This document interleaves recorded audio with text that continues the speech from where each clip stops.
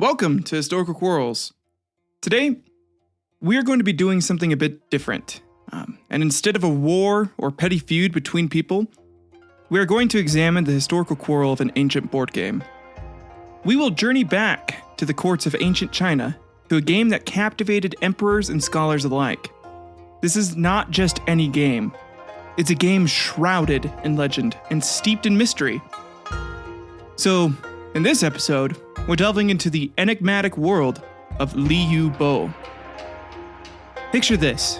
It's the Han Dynasty, over 2,000 years ago. In the imperial palace, amidst the hustle and bustle of court life, a game is unfolding. This isn't just for entertainment, it's a display of strategy, intellect, and perhaps a touch of the mystical. Liubo, as it's known, is more than a mere pastime. It's a reflection of life. A dance of fate and cleverness, a game so captivating that it's said an emperor once nearly lost his palace to flames while engrossed in its play. But what was Liubo? How was it played? Why did it vanish, leaving behind only fragments of its rules and its rich legacy? Join us as we explore tombs, sift through ancient texts, and piece together the puzzle of this almost forgotten game. So, grab your tea and settle in as we embark on a journey through time, unraveling the secrets of Liubo, the lost game of ancient China. This is Historical Quarrels. Let the game begin.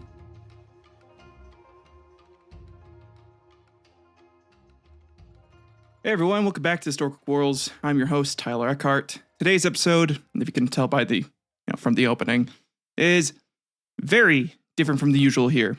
Though, to be fair, defining normal for this show is like trying to describe an Adamic God's alignment in D&D. Because if you go from the Christian viewpoint of a loving God, sure, maybe it's lawful good. But if you take a much more secular look at the Adamic God, kind of read the Old Testament a little bit more with like a bit of scrutiny or like from a moralist standpoint, that deity is clearly chaotic neutral, or evil, honestly, based off of the whole worship me and no one else or die attitude. That and the whole I'll kill kids if, people aren't obeying me. Stuff like that.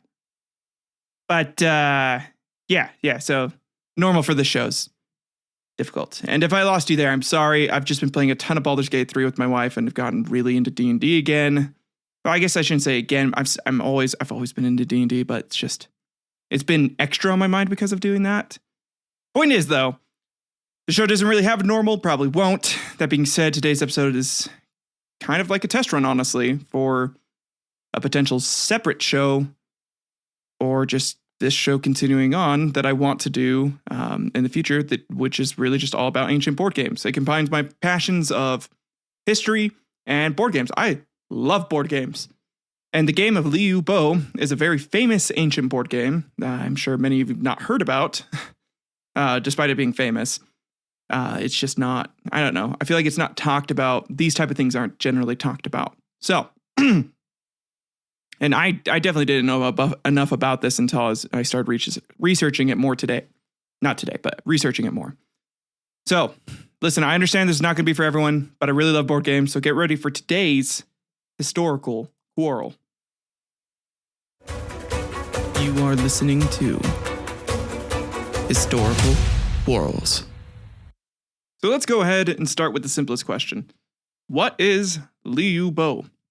Liubo is an ancient Chinese board game steeped in mystery and historical significance. While the exact rules of the game have been lost to time, kind of, archaeological discoveries and historical texts provide us with glimpses into its nature and the role it played in ancient Chinese society. It is believed to have originated in China, possibly early as the second millennium BCE, which is that's pretty goddamn old, man. Almost as old as the oldest board game known to man, but that's besides the point. It was widely popular during the Zhou and Han dynasties, and I am not exaggerating when I say this game was more popular than hating or loving Confucianism during that time as well. And if you know anything about that time period of ancient China, you know how ingrained Confucianism was into the fabric of society. And so this game was as well. So what type of game was Liubo? Well, most historians have considered it to be a race game, by their standards. And a race game is a large category of board games in which the object is to be the first to move all of one's pieces to the end of a track, essentially. Think Chutes and Ladders, or like, you start from 0 and you try to get all the way to the end. Or I guess Mancala would be like another one where you kind of just move your stones and you try to go around a whole track, which is Mancala is kind of like the world game of Race games they have an objective where you move pieces around to a board to get to like a finish. Or, another good one would be Sorry. And honestly, Liubo kind of plays almost like Sorry, interestingly enough. And we'll kind of get into that a little more. But this is both the earliest type of board game known, with implements and representations dating back to at least the 3rd millennium BC in Egypt, Iraq, and Iran, and also the most widely dispersed. Here's a quote that I found. All cultures that have games at all have race games. This is basically what they found. Race games often use dice to decide game options and how far to move pieces. So the reason for Liubo to be considered one of its primary aspects of gameplay is to get your stones to move around a track and be the first one to do it enough to get 6 points. However, it's a bit more complex than that. You move around a track, but then you can also capture opponent's pieces. The stones are represent birds, and they're trying to get fish and trying to bring the fish back to their nest. We'll get into it more, but let me kind of keep describing this. Let me go over the history of this more. But race games were the main rage back in the day before social deduction games were invented, so humans' morbid curiosity to know whether or not they could manipulate their friends and get away with murder, were invented. Games like Werewolf or Secret Hitler let you do that for the most part. So for most people back then, that was a cruel reality rather than a fun pastime, and they had to face it daily. So they had a range of race games that would keep them distracted from everyday real-world horrors and potential psychotic murderous friends that weren't going to get caught murdering people due to the lack of technology and blaming deaths on magical beings. Or the very real horror of William Bradford, who back then was known as Shi Wei, who would roam ancient China streets, sucking the blood of anyone who challenged him to a game of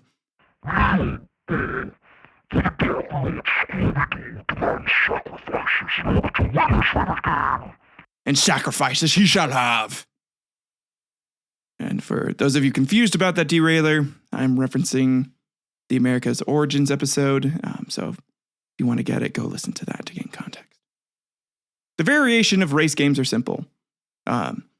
There's simple race games, complex race games, multiplex race games, and strategic race games.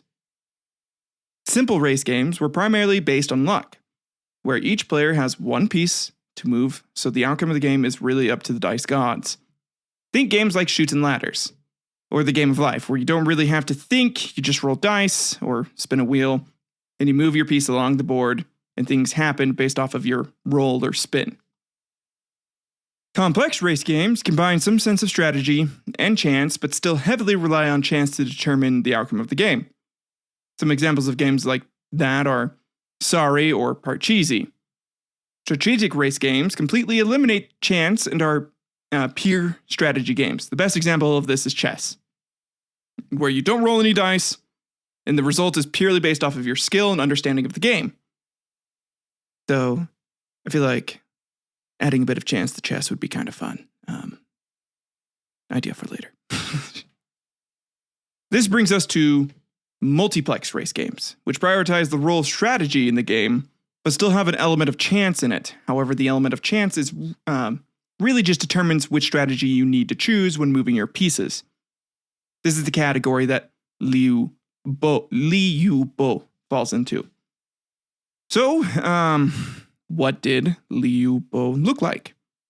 Well, as this show is a podcast and not primarily in the video medium, I have done my best to write out a description of the game.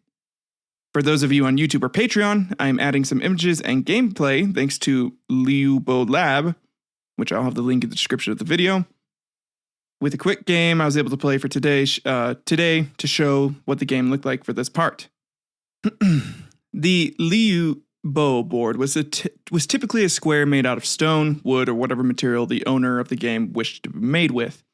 It had a pattern of 12 squares arranged symmetrically. The center of the board had distinctive areas, often referred to as the sky, and earth or river, if the rules found in the Tomb of the Marquises are correct. Each player had 6 stone square pieces.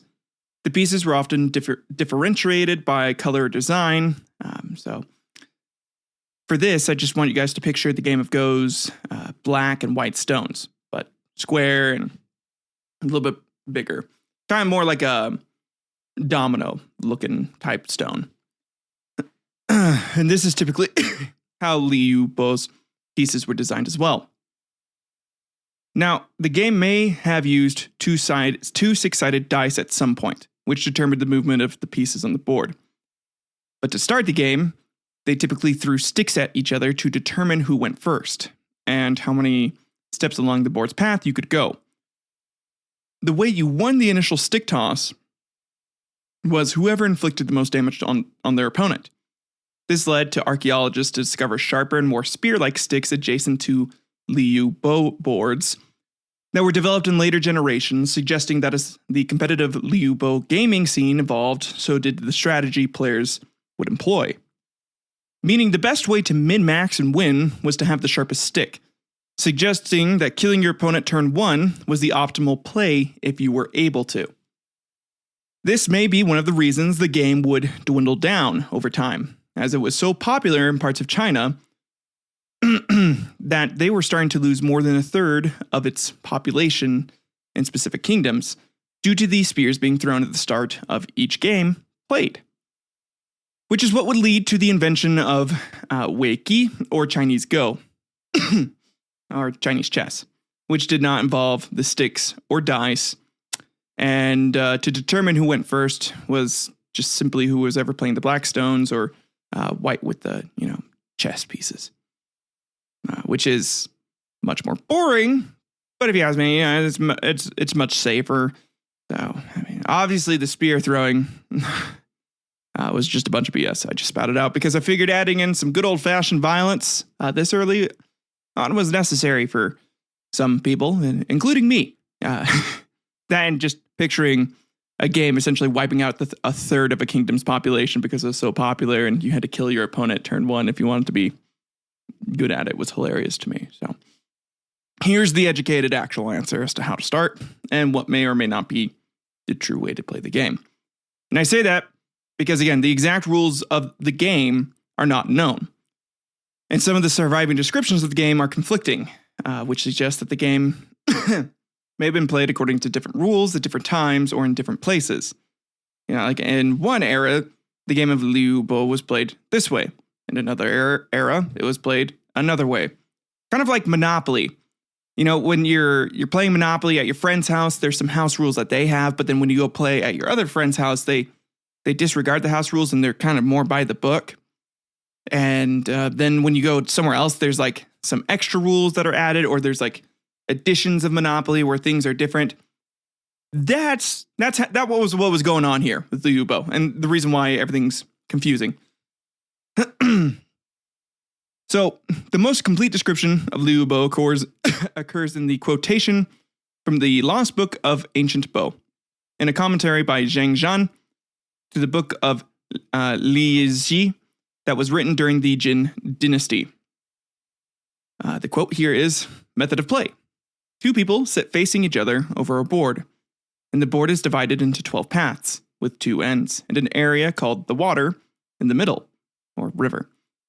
12 game pieces are used, which, according to the ancient rules, are 6 white and 6 black. There are 2 fish pieces, which are placed in the water. The throwing of the dice is done with a jade. The 2 players take turns to throw the dice and move their pieces. When a piece has been moved to a certain place, it is stood up on end and called an owl. Thereupon, it can enter the water and eat a fish, which is also called pulling a fish. Every time a player pulls a fish, he gets 2 tokens. And if he pulls 2 fish in a row, he gets 3 tokens for the second fish. It'd be like getting 5 tokens in one turn, essentially. If a player has already pulled 2 fish but does not win, it is called double pulling a pair of fish. When one player wins 6 tokens, the game is won. So honestly, getting 2 in a row would, be killer. That's the strat. That's the main game. You get your owls and you sync them up so that way they can both pull a fish out at the same time. That's the way to do it. I wish I would have realized that when I was playing the game today, because you can download the game and play a version of it online. And the first game I played, I was still kind of trying to figure out how everything was playing. I mean, I did all the research and I understood like what the game was and some of its history and stuff, but like playing the game definitely helped teach it much more. Another somewhat later source, the Family Instructions Master Jan by Jan Zitui, states that there were 2 variants of Liubo: Greater Bow, which was played with 6 throwing sticks, and Lesser Bow, which was played with 2 dice. The quote for this is, the ancient Greater Bow used 6 sticks, whereas Lesser Bow used 2 dice. Nowadays, there's no one who knows how to play. But in those days, when it was played, it used 1 die and 12 game pieces. It had very little skill and was not worth playing. Despite it being so popular, this guy is just shitting on it. There have been several attempts to reconstruct the rules of the game, most notably by Lian Shengyang, who discusses the game as if it was possibly played on TLV mirrors. Yang theorizes that a player's piece would start on an L-shaped mark and try to move to a V-shaped corner mark depending on the throw of the sticks. Certain throws would allow a player's piece to move into the center and kill the opponent's piece if it was already there. Once in the center, a piece could begin to block the enemy's pieces from taking a square. For each block, one would gain 2 points. One could also attempt to recover one's pieces after they are blocked. It would gain 3 points for doing this. If one failed to win after having blocked 2 men, then the opponent would gain 6 points and win the game. The first player to 6 points would win the game, and then Jean-Louis Cauchon has reconstructed similar rules for playing Liubo as well. So, as you can see, there's a bunch of confusing text here, confusing script. Nobody is quite exactly sure how to play the game, and so there's a bunch of variants here. In 2019, more than 1,000 bamboo slips containing the rules for Liubo have been discovered in the tomb of the Marquis of Haihun. Now, with that, here is what has been reconstructed so far on how to play and what the game was about. And this is kind of like the primary way to play. This is the game that I downloaded and how I played. Liubo is a game about birds catching fish. Each player controls 6 pieces representing birds. These birds fly around the board in order to reach the center of the square, which represents a pond full of fish. Birds catch fish by crossing over or landing on this pond, and then score points by dropping the fish in the circle, or nest, spaces on the opponent's side of the board. However, you can also score points by capturing your opponent's birds before they reach the nests. Liubo takes between 10 to 45 minutes to play, which is, I did a game in about 10 minutes against myself. I played against myself. And again, the first player to 6 points wins. What's interesting here is the emphasis on the number 6. You get 6 pieces. There are 6 points to win and 6 sticks thrown. So Li in the game means 6, which is, I don't know, it's just kind of interesting. It's cool. Yeah, it's good to consider. But anyways, here's the rule. So Liubo requires the board of, consisting of 4 corners, 4 L and 4 T shapes, and 4 circles. The central area of the board is the river, or sky and earth again. Liubo requires 6 casting sticks. 6 dice can be used. Odd numbers are 3 points, and even numbers count as 2 points. So typically when you throw sticks, if it's facing down, I think it's that's even, and if it's facing up, it's odd. So you typically want to have more odd numbers, but after you roll, players separate the dice into 2 groups and add up points, then subtract 5 to obtain the number of moves on each set. Each set must be used on a piece. So each player selects 6 beads or stones with the color of their choice. All beads start off the board. All of your pieces start off the board, and then players decide who begins the game by rolling a dice. So whoever gets the higher number wins and goes first. Okay, so in turns, players move their beads counterclockwise. Beads start on the cross arm of an L, and they move to the two sides of a corner. Land on a circle, the arm of an L, and then onto the cross arm of an L, which I know sounds confusing, but essentially it's just hopping around. Imagine it's like hopping around like a tree branch. So that your bird, or like your piece, is jumping around this tree branch, trying to get over so it can start flying over and then head towards the river. And once around the board and you can get into the river, the bead moves onto the cross of the T and then the intersection of the T. So it'll move kind of like you go horizontal, vertical, like putting your piece, like you either sit upright or on its side as you go throughout here. Then the intersection of the T and the river moving around the river. The cross arms of the L are points, 1, 6, 11, and 16. And if a player lands, this is from a website, so it's like a diagram. I'm going to have the diagram up in the video. So if you're watching on the video, you're going to get a little bit more of this. If a player lands on a space, the bead can move across the board to the opposite point. The bead or bird can land on the river and become an owl. Players can only have one owl at a time, but that is disputed. You can have up to two, because again, it wouldn't make sense that you're not able to using two owls to capture a fish in a row with the other rules that are known. So this is another interpretation of it. This is an earlier interpretation, but on this one, if an owl captures another bead, is removed from the game, it cannot restart. If an owl captures another owl, the bead is demoted and must re-enter the game. So it gets a little complicated here with this variant. And because of this, unfortunately, the game has not been completely restored and or understood yet. As far as I can tell, based off the research I did. The rules that are not fully understood or haven't been discovered yet are the exact movement rules and how they work, variations of the board, and what has been determined to be props and what their purpose is. And I like to imagine that these, ancient props and other boards or board variants that they found are just expansions. I mean, obviously, it's just game expansions by, people the family who invented the game. Just to make it more interesting, kind of like Catan Seafarers, Cities, and Knights, which is like Catan on steroids and makes normal Catan seem like it's for babies that still need its mother's milk for sustenance. The last unknown for playing this game is the exact win condition. Now, while the idea of 6 points is what's being used currently, it may not, in fact, be the actual win condition, and it could just be capturing your opponent's owl that's needed to win, or a combination of the 6 points and capturing an opponent's owl.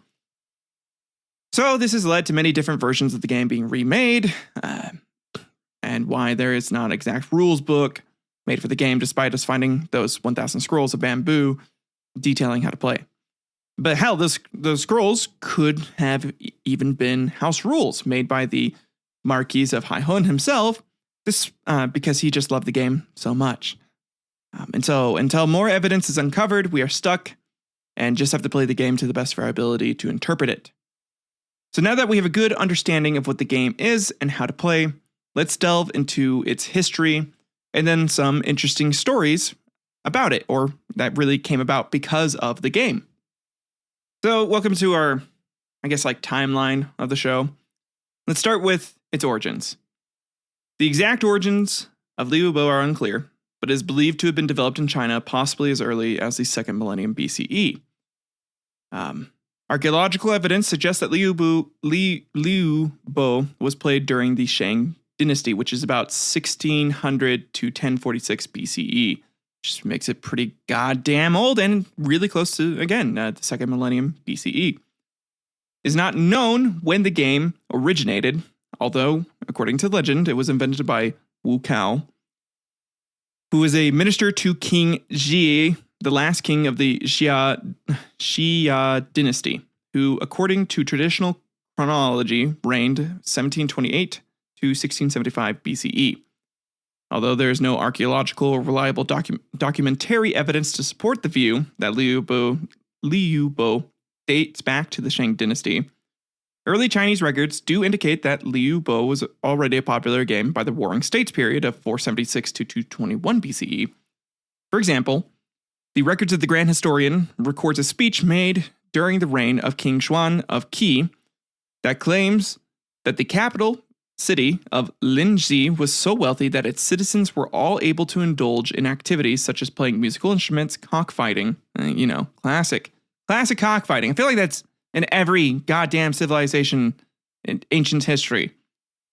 I don't know why it's illegal, man. Yeah, I mean, it's animal. No, I'm kidding. I know why it's illegal. It's animal abuse, but still, people have been wanting to watch that shit forever. Dog racing, another leisure activity. Playing Liubo and playing kickball. I shit you not. This is from a little history website on the game. The game of Liubo is also described in the mid-3rd century BCE poem, Summons of the Soul, which I'll get into more later. Then with bamboo dice and ivory pieces, the game of Liubo has begun. And in it talks, this is kind of like in the poem, just a brief mention of it. And there's more context to that as well. It's honestly kind of cool. So moving on, in the 1st millennium BCE, the Zhou Dynasty, this is where we get some of the earliest texts that was described as a game of strategy and chance in the Zhou Dynasty. We have the Rites of the Zhou, which is found in the Zuli, which is an ancient Chinese text describing the ritual, social, and political institutions of the Zhou dynasty. The game is mentioned in the context of courtly life, indicating its importance in the social and cultural practices of the time. Also in the Xi Jing, or the Book of Songs, which is another early reference, a collection of ancient Chinese poetry, essentially. That's what it is. While the game isn't explicitly mentioned, some scholars suggest that certain verses alluding to gaming and divination might be indirect references to Liu Bo or similar games. And part of that is because of the way the board is set up, and the markings on a Liu Bo game board is very similar to markings on divination mirrors. So suggesting that the game had more of almost like a religious importance as well. And there are various philosophical texts from the Zhou period, including those related to Confucianism and Taoism, occasionally reference games and strategies and allegories. Some scholars debate whether these could be oblique references to games like Liu Bo, given its popularity and intellectual nature at the time. And again, this game was everywhere. Everyone who was important had Liu Bo. So more than likely, referring to games like that and the fact that it had some spiritual significance as well means it was probably mentioned in some of those texts or referenced. But again, very obliquely. So in Confucian and Taoist literature, particularly during the Han Dynasty, Confucian and Taoist texts often made analogies using board games to illustrate philosophical and ethical points. Liu Bo, being a popular game at the time, might have been one such game used in these analogies as well, or just kind of referenced. So these early references really do provide us a glimpse into how the game was perceived and integrated into the culture of the time. It was not just a leisure activity, but it was interwoven with the social, intellectual, and spiritual life of the period. Now, this is where we get to its peak popularity, which is 206 BCE and 220 CE. So in the Han Dynasty, it reached its peak popularity at around 206. Many tombs from this era, including that of the Marquis of Dai, contained Liu Bo boards, reflecting its significance in Han culture. I mean, this is like ancient Egyptian shit. You die and you bring stuff with you, and they're bringing this game. That's how fun this game was. They wanted to play it in death in paradise. They wanted to make sure that they could, so they brought it with them. It's crazy to me. It was that important. It was that fun. It was not just a game, but also had ritualistic and divinatory aspects of it. Again, the cultural and divinatory aspects of Liu Bo are evidenced in various archaeological finds and historical texts. A couple examples are the divination boards. So a wooden board with divination diagrams was excavated from a late Western Han tomb at Yinwan in Donghai County, Jiangsu. One side of this board features a Liu Bo diagram. suggesting that the game or its board pattern was used for divinatory purposes. The Liubo diagram was filled with terms for sexagenary cycle, from the sexagenary cycle, similar to the turtle diagram on the other side of the board, indicating a connection to divinatory practices. So they're divining. They're trying to commune with the gods, essentially, using it. Also with the TLV mirrors, as mentioned by Yang Sheng, a guy who is essentially trying to bring the game back and trying to describe the rules.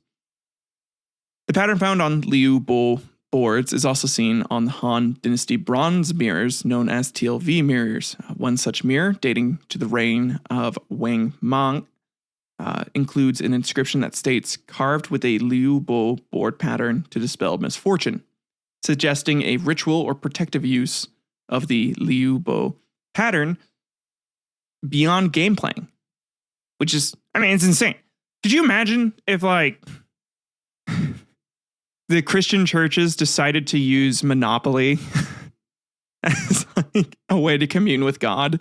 You have to make sure that you get all of Boardwalk, you pass go enough times, and as soon as someone lands on Boardwalk after you put 3 houses on it, you can talk with Jesus.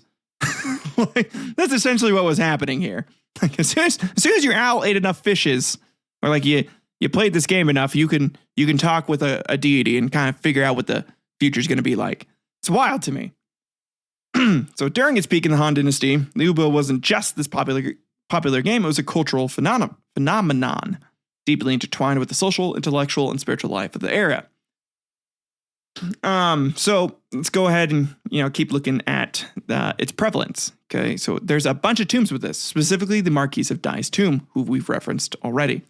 The tomb of the Marquis of Dai, it is one of the most famous archaeological discoveries from this era, contained a Liubo board, which really suggests the game was esteemed by the elite, because this guy was connected to everybody.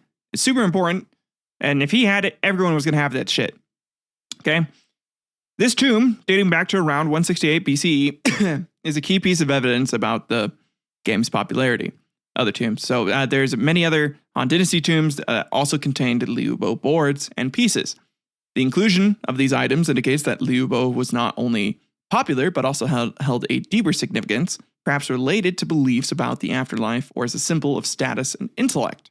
Kind of like if you need to prove that you had money back in the day, after you die, you can make sure that it's, the game board's buried with you and you brought it with you and you showed it to God. God would be like, yeah, no, you're cool. You made enough money in life. Cool. Get into heaven. Essentially. Playing Liubo's likely seen as a sign of intellectual and strategic thinking. It was kind of like chess nowadays. There was a prestige to being good at the game and playing it well. It was more than entertainment. It was a reflection of one's mental acuity and sophistication. It's how someone knew you were on the up and up. And it was a common feature in social gatherings among the nobility. It was a way to display one's cultural refinement and engage in friendly competition. The fancier your board was, the more money you had, the more you could show off, I guess, to your other buddies who were also rich back then with the other nobility. So, kind of going back again to the ritualistic and divinatory aspects, these were often associated with Taoist practices. So the layout of the board, with this division to sky, earth, river, might have also had a cosmological significance. There were a lot of historical accounts that suggest it was used for these purposes as well, much like the first Qing. The throw of the dice in Liubo may have been interpreted as revealing the will of the heavens or the natural order of things. That's pretty interesting, pretty cool. At least I thought so. And it's mentioned in various literary works from the Han Dynasty, often used as a metaphor for strategy, fate, or the complexities of life. There are multiple depictions of Liubo that have been found in Han Dynasty art, including paintings and sculptures, which further illustrates its prominence in the culture of that time.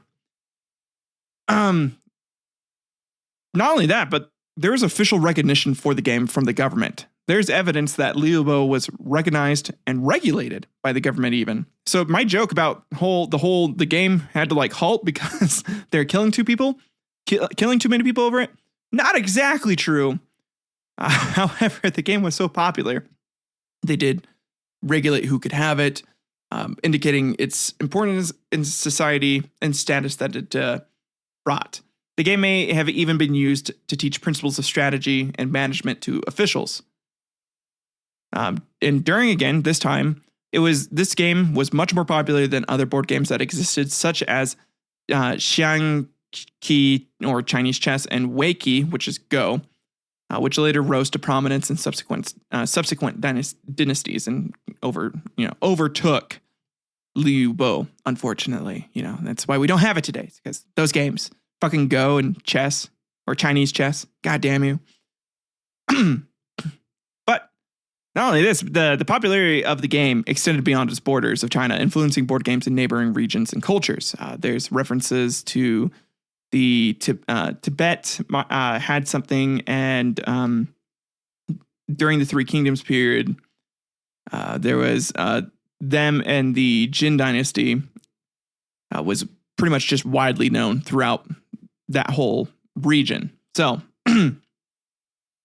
however, by this time, the decline of popularity also begins to go. And this was during 581 to 618 CE, which is the time of the Sui and the Tang dynasties. Liubo's popularity really started to wane here, and it was overshadowed by Chinese chess and fucking Go, which I kind of get.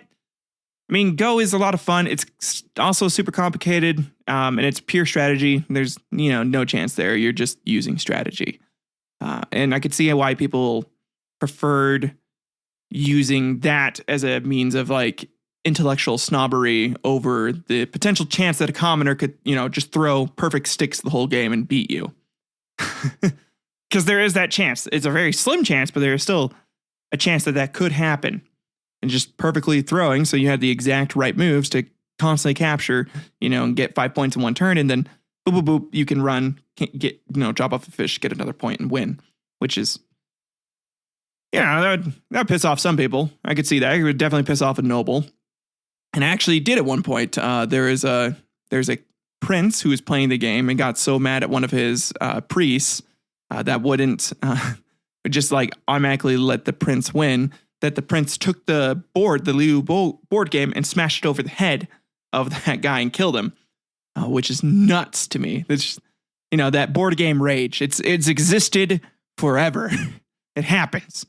So it makes me feel, a little better at times where I kind of got a little miffed at how a round of Catan went, because I did not throw the dice right, or the dice just, I had it on 6 and 8s, but for some reason the game decided to roll 11s and 3s the whole time, which it's insane to me. The odds for that happening is nuts. Whatever. But the period spanning the 3rd to 6th century CE, encompassing the Three Kingdoms, Jin Dynasty, and the early parts of the Sui and Tang dynasties, marks a significant transitional phase in the history of Liubo. This era is characterized by both the continuation of the game's legacy and the beginnings of its gradual decline in popularity. So, during the Three Kingdoms period, it was still a well-recognized and played game. One of the most notable references during this time is in the historical text Records of the Three Kingdoms, written by Chen Shu. It describes the people of the time engaging in the game, indicating its common presence in daily life. So still very much a big part during that time. The Jin Dynasty, it's referenced in various literary works, historical records. These references suggest that the game was part of cultural and intellectual activity still, enjoyed by scholars and nobles alike, but not so much by the masses. However, again, during the Sui and the Tang, this is where the big shift begins to happen. The cultural landscape of China during this time began to be overshadowed by other board games like Chinese chess and Go. The main reason for this was the changing of cultural tastes. The change in imperial dynasties often brought shifts in cultural preferences and tastes. The Sui and Tang dynasties were known for their cultural renaissance and favored other forms of intellectual entertainment.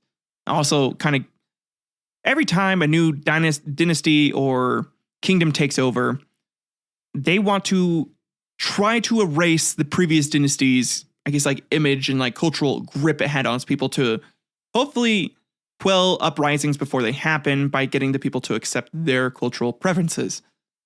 So part of that is, Liubo was so popular with these other dynasties, they wanted to make sure that it was kind of not, it's just not there anymore. And they're like, we don't want to remind you of the people that you may have actually liked before. Now you want to kill us.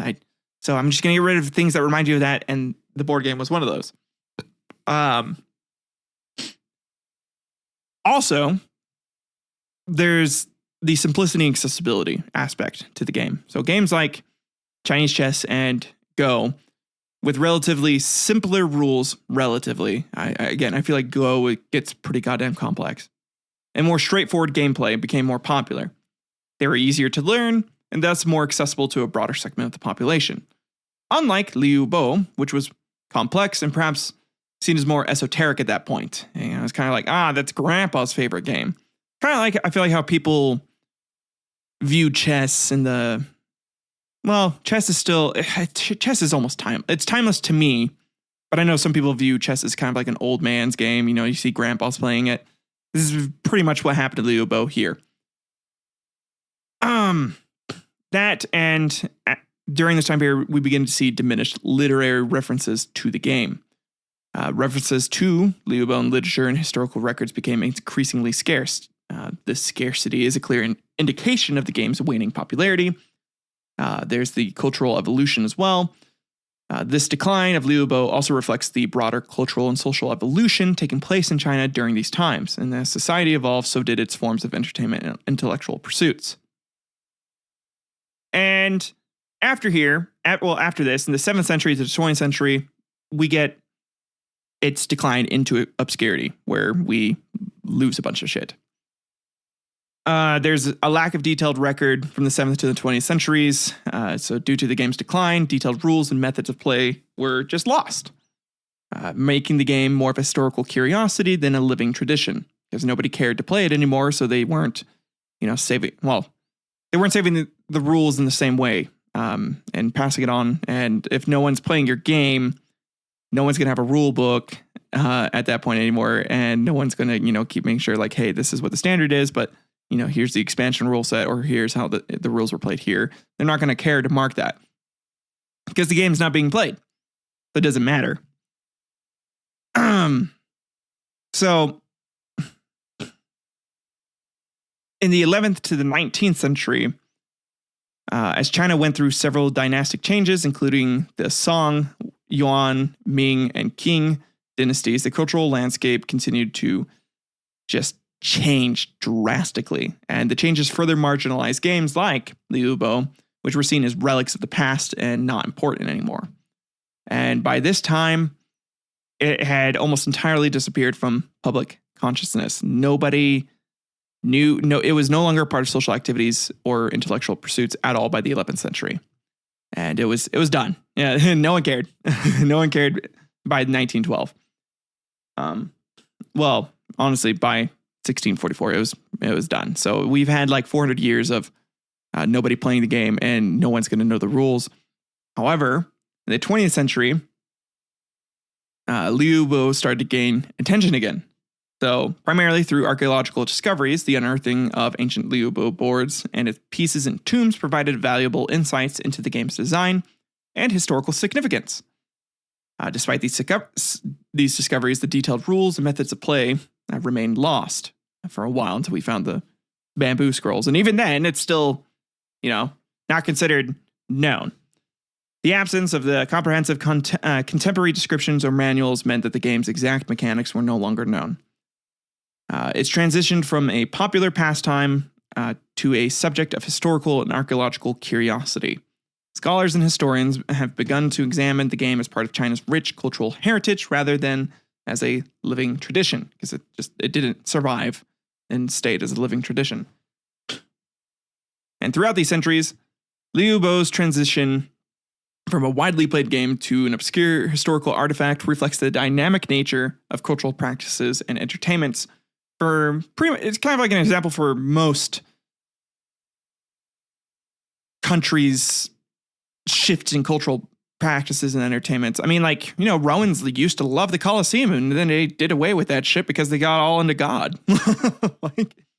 Which was kind of weird, because then they got super into burning pagans. That bloodlust was still there. They just suppressed it and did like a holier than thou sort of deal, but whatever.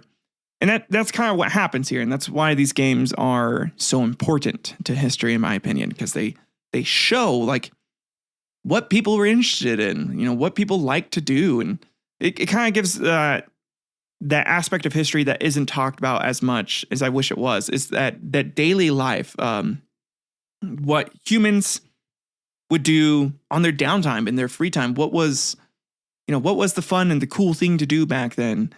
What was everybody, talking about, and like, what did people like? Because that changes over time. That really, really changes over time, and is what leads to new things being made, or new games to be created, like Twilight Imperium. Probably would have never gotten here without Liubo. Well, who knows, maybe. But that game's hella complex and fucking crazy, and I'm still not good at it. I'm trying to learn how to be better at that game. I need to start chasing after the victory points early in the game, so that way I'm keeping up with the other players and not so focused on making sure other players can't just come in and conquer my territories, because they're probably not worried about doing that. They're probably also more focused on the victory points. Sorry, I know I'm getting off topic. I just played it recently. I really want to get better at it, so that way I feel like I'm more of a competitor and people aren't worried. Then I'm not just like essentially someone who's going to help the winner of the game. I don't, when you're that player at the table where like they know you're not that good at the game, so they're going to just kind of like work with you to help them win and make you feel good about it. I hate that. No, I want to be a competitor. But so with the Han Dynasty tombs and discovery of these Liubo boards and insights from artifacts, we've had a lot more efforts at reconstruction for Liubo. And the main efforts from these, artifacts are interpreting the historical sources. There's a lot of historians and scholars that have scoured through these findings to piece together how the game might have been played. This includes interpreting descriptions in ancient literature and examining the layouts of surviving game boards. And due to the absence of the complete set of rules, there have been various reconstructed versions of the game. I showed you the downloaded game on the YouTube video or Patreon video, if you guys are watching on Patreon, which, by the way, if I have provided enough entertainment for you, or provided, just done something of interest to you, please like and subscribe to the channel. That really helps grow the show. And, maybe I can do more of these videos and do them better over time if it gains more support. And hopefully I've done something that piqued your interest and, makes you like the show and this idea that I'm doing. So if not, I understand. You're probably not here. So who cares? There's also been some experimental archaeology that has happened. So some enthusiasts have engaged in it, creating playable Liubo boards and organizing game sessions to understand better how the game might have functioned. So they're play testing Liubo right now. Lots of play testing is going on. I feel like the game definitely didn't pass the blind test, where if you just had the game and its pieces out at a random table and two people just came up and started to play it, they if they could play a full game without needing a rule book, then you designed your game well. However, not every game can pass that test, and not every game should pass that test. I feel like there's games that definitely need a good understanding, especially the European, kind of like victory point board games. Those ones, you definitely need rule books, and it makes the games more fun, in my opinion. But part of this cultural revival is due to interest in ancient games. There's been a growing interest in ancient Chinese games, including Liubo, as part of a broader cultural revival in that area. This interest is driven by a desire to understand and reconnect with traditional Chinese culture.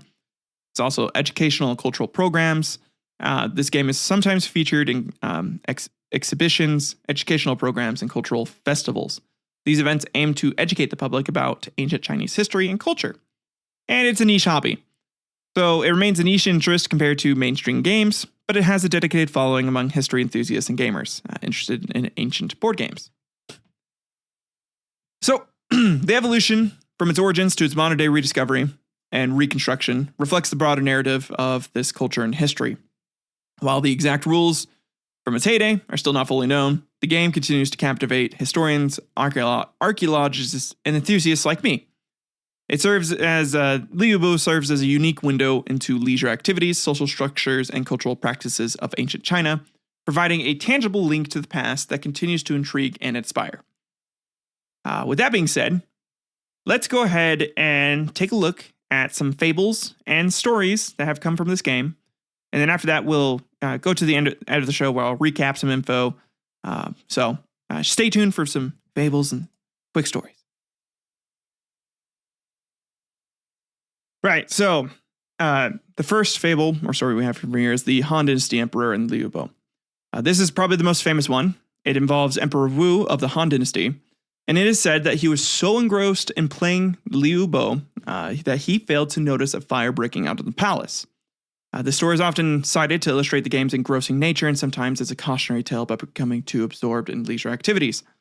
This is because the palace erupted completely in flames and then supposedly died. I did try to find the exact source for this story. It is constantly referenced in a whole bunch of online articles, books, or stuff done by other historians, but I cannot find the exact script. I tried really hard to find it, so I'm sorry that I don't have that. But this is a famous story, and it's more of an oratory story. So again, like an oral tale.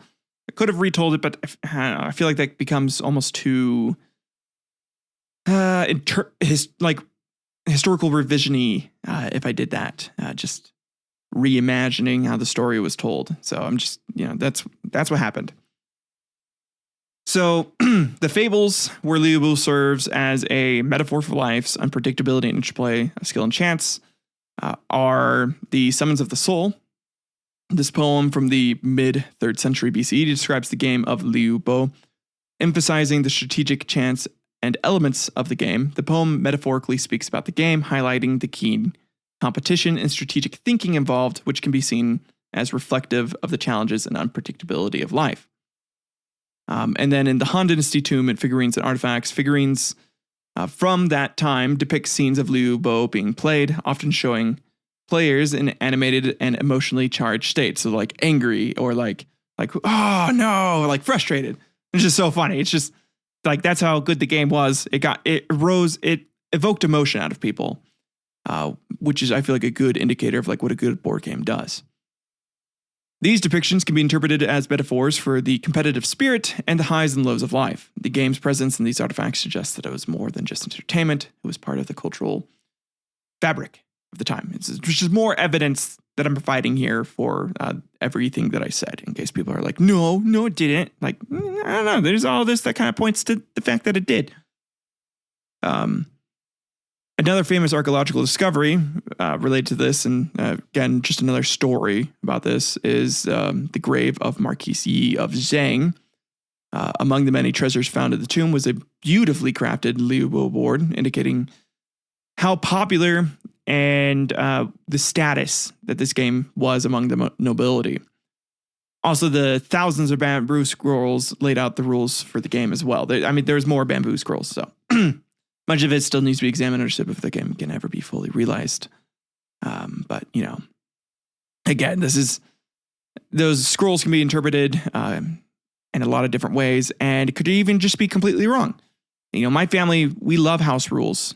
We like to play this card game called Hand and Foot, and there are around 4 variations for how you're supposed to play it just within my family alone. Now imagine 1,000 years, for some reason, the game of Hand and Foot is lost to time, and eventually they come across my family's remains, and by some chance, one of the things that survived the passage of time was the plastic box that my family has, containing the necessary amount of playing cards and the notepad where we kept track of the scores and rules, plus the variants of the rules. Now 1,000 years have passed, so the lingo we use to write down rules probably changed quite a bit, and we have the 4 variants we play when we were at my aunt's house, my uncle's house, my great aunt's house, and my grandpa's house. They would have no fucking idea which version was accurate, and if all or only some of those rules should apply to the game. And that's essentially what happened here with those scrolls. And I provided this example for anyone who at this point in the show is wondering how the fuck they haven't remade the game yet if they found a laundry list of rules detailing how to play the game. And that example is pretty much why, because, again, it could have just been a bunch of different rules that, aren't the actual mainstream rules for the game. Now, for more stories and kind of like literary references, we have the Mahayana Mahaparinirvana Sutra. The Chinese version of this important Buddhist scripture mentions several games, including Liubo. This reference suggests that Liubo was known and perhaps even played in regions beyond China, possibly as far as India. The inclusion of Liubo in such a significant religious text indicates its cultural reach and the esteem in which it was held. Also, the Old Book of Tang mentions that the Tibetans enjoyed playing both the game of Go and Liubo. Although this is not a literary work in the traditional sense, it provides historical evidence of the game's popularity beyond the Han Dynasty and its spread to neighboring cultures like the Tibetans. There's also these supernatural mythological associations. And this is kind of the main like fables and stories here. So some examples of this fables or like myths about the game are the Wang Qiao and Qi Song in Huannanzi and Chuqi. These two immortals are mentioned together in ancient texts like the Huannanzi and the Chuqi anthology. The Chuqi features a poem titled The Far Off Journey, which prominently includes Wang Qiao and Qi Song. These texts, while not explicitly depicting them playing Liubo, associate them with spiritual practices and transcendental experiences, which could be symbolically linked to the game's deeper, more spiritual meanings. Again, this reference is a little oblique, but I feel like it makes sense here because the game has been found, like it's the board shape and the designs on the board have been found in divinatory practices and spiritual practices that relate to this story here. Engravings on Eastern Han stone coffins from Sichuan show scenes of fairy-like figures playing Liubo. These depictions, found exclusively in the Sichuan region, suggest a mythological or supernatural context for the game. The figures, sometimes with wings and extraordinary features, are shown engaged in the game, indicating that Liubo was symbolically significant and possibly linked to mythical stories or cultural beliefs of that time. And according to a legend mentioned by the historian Sima Qian, a Shang Dynasty emperor used Liubo pieces shaped like gods and declared victory over the gods themselves after his subjects let him win. The story, the more legendary than mythological, illustrates how it was intertwined with this idea of the divine or supernatural in ancient Chinese culture. And this is also the emperor that like killed the guy by smashing the board over his head because he wouldn't let him win. He was a sore loser, So in some historical narratives, Liubo matches are used allegorically to reflect strategies and outcomes of real-life battles or political maneuvers, symbolizing the intricate dance of strategy and chance in both the game and in real life as well. These stories and anecdotes, whether rooted in history or legend, showcase the game's multifaceted role in this culture. It was more than just a game, it was a symbol of fate, intellect, and sometimes a mystical tool. These tales contribute overall to the complete understanding of the game's significance and this grand tapestry of history and mythology. But with that all said, that brings us to the end of today's historical quarrel.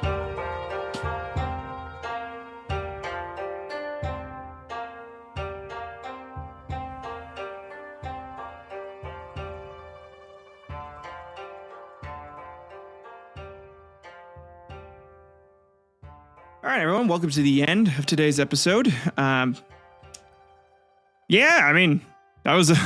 really liked it. I don't know. I thought that was really cool. I love board games. I love history. So kind of combining the two today was just a lot of fun. Let me know what you thought. I guess I should probably do a brief recap. So my takeaways from this is one, like how cool it was that these civilizations like these have always had board games, essentially. They've always had these games, these like just methods of entertainment that we still do to this day in our modern era. I mean, I'm like, yes, video games are all the rage, but board games are still, I feel like everyone my age, and honestly, everyone older than me has definitely played a board game in their time here on this planet we call Earth. And it's cool to think that humans have been doing this for fucking thousands of years at this point. It's nuts to me. And it makes me happy that like one of my favorite pastimes is this rooted in history and important, almost in a way, to human civilization. And I say important in the same way that I would say, like plays or poetry is important. It's a form of art. It's a form of human expression, and it's definitely important to understanding a lot of aspects of human society and cultures. And so to understand ancient Chinese culture, they put a lot of emphasis on intellectualism and being perceived as smart and strategic and good at these different important things that are important for real life, like warfare and like these other things, like again, like strategy or like political maneuvering. It's just cool, like how these games can be very symbolic of that, or just kind of represent what everyone wanted to be perceived as, at least. And again, playing the board game was also really cool. I was really happy to find that they had essentially made a free version of the game that you can download online. Speaking of which, if you want to play it, go to projects.etc.cmu.edu /Liubo lab, Liubo-lab/Liubo. And then you can click on the top left, like it looks like what the board game would look like. And you click on that and then go to the download the game. There's no viruses from it, as far as I can tell. And I did a cybersecurity course. I did check through the files, viewed it. They just used, what was it? They used Unity for a lot of like moving the game and like having stuff show up in the game, which was neat. But yeah, there's nothing in there crazy that's gonna like wreck your computer. And it's also a .edu, which I know isn't always safe, but still, it's a little safer than some other .coms. But anyways, what'd you guys think? Did you have fun in this episode? Something you don't prefer? Which, I mean, if you prefer my normal content, my regular stuff, I will probably go back to doing, normal episodes. But bear with me. I kind of want to try this out. I want to see how this works. I don't know. Maybe I will just start a separate show and just like record a bunch of episodes and like do them separately from this, especially depending on the reception to today's episode. If you like it, please let me know. Please let me know that I should continue this, or if you want me to do it in something like you want me to do this, but you just don't want it on this main show. That would be good to know as well. It would really help me understand what I need to do as a creator, how I can improve, I guess, your guys' overall enjoyment and everything too. The idea for the board game show is going to be a much shorter, like 10-minute, kind of go over what the game is, go over the rules, and then kind of like review it. Say like, this game gets like a 3 out of 10 because, just not enough dice rolling. Just kind of do like a review show for ancient board games, instead of like deep diving into its history and everything like I do on this show, and putting in a bunch of research and trying to and horribly pronouncing Chinese words. And I'm sorry if I offended any listeners who are Chinese and speak Mandarin, or you speak Cantonese, or just other variants of the Chinese language. I am not a speaker. Unfortunately, the only other language I really know is Spanish and like a tiny bit of French. So Latin-based languages. I don't know, any, I guess like Asiatic languages. So that's, I'm sorry. Please, if you have some advice, or like if I was trying to like create a pronunciation guide for this, and I just did not have enough time. So it is what it is. And I apologize if I offended you. That was not my intent. My intent was just to try and pronounce the names and then move forward with the show. I'm not just trying to pronounce shit horribly just to make fun of it. Not at all. No one wants to do that. Well, some people do, but I'm not that. I'm not those some people. So I apologize if I'm a bit scatterbrained today. I took my meds earlier in the day, so I feel like my ADHD has just been kicking my ass, which is wild. And I know I've probably lost most of the people who were listening to the show by now, especially with my rambling that I'm doing here at the end. But this is my show, and so if I'm gonna talk here at the end, I gave you the information at the beginning. You got through it. This is the part where I allow myself to ramble now, because I understand why people are like, "Hey, just get to the show. Just get to it and do it." And that's why I've been doing that lately. It's just kind of getting to the point, and then here at the end, doing my whole spiel, talking, trying to connect. I really want to connect with listeners, and so people who listen to the whole show and I get to connect with you, that's great. I love doing that. It's a really cool aspect of community building, and I think community is very important. Finding your community and finding your people that you can talk with and enjoy your passions with is awesome. And I really want to do that through this medium.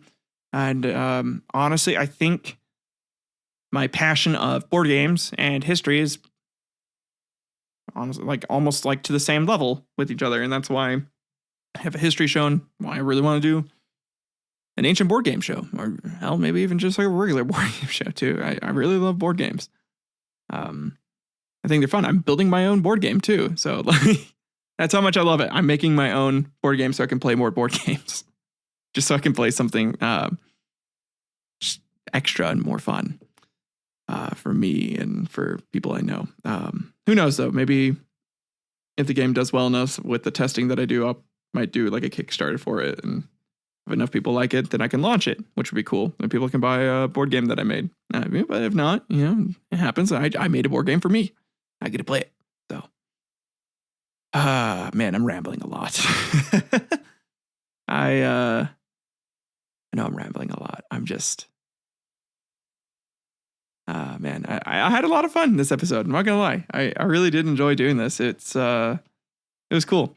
So I hope you guys enjoyed it. I hope my love for it came out.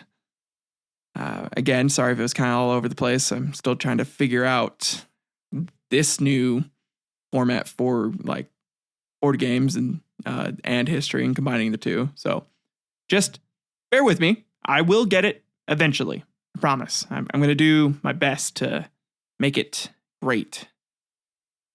But other than that, I'm curious to hear if there's other board games that you guys want to learn about too. So if you want to, learn about the Royal Game of Ur, I mean, there's a ton of videos on that one already.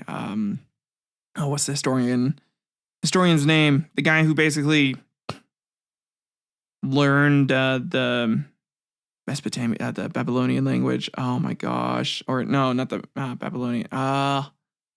This is gonna bug me. Man. But he essentially just was able to interpret the language that I don't know how to describe it. It was essentially a dead language, and this guy came in, studied it so much that he was able to interpret it and get the exact almost right results, and we're able to find recipes, ancient recipes written. Oh my, what language was it called? It was it's gonna kill me. I know this. I watched the video. Oh, my hack. Whatever. I can't think of it right now. My brain's too fried. It's too done. But yeah, if you want to learn some more about that or see my take on that, my take on the game or my thoughts on it, then leave a comment with the game or shoot me a message. I don't care how you shoot me a message. It doesn't matter. Oh, also, nobody won. Unfortunately, I didn't really get an email from anyone for the challenge for that. So I guess nobody wanted to play it. So if that's the case, I got some likes on it on the video. So if you, I guess if people just like it, I think I'll just, instead of like doing like a guessing game, I'll just, the story was based on Metal Gear. So I guess next Christmas, I'll just do the sequel. I'll do, Metal Gear Solid, I should say. So I'll do the Sons of Liberty next. And just turn it into like a Christmas story, Dr. Seuss-esque story. Like the whole narrative of that. I'll do that once a year. So instead of playing a game, that's what we'll do, since no one, and that's fine. No one has to. That's what happened. So that's what I'll do. And instead of making up names, I'll just say, Snake. Snakes craftily snuck into the lair with glee. But that's why there's the whole like clones with Santa bit and everything too, because it's just I was doing some. I was trying to make it obvious, but let's see. Other than that, I don't really have much else here. So you guys have a good one. I'll I guess see you guys next week. You'll see what episode I'm doing next week. Maybe another board game, may not be.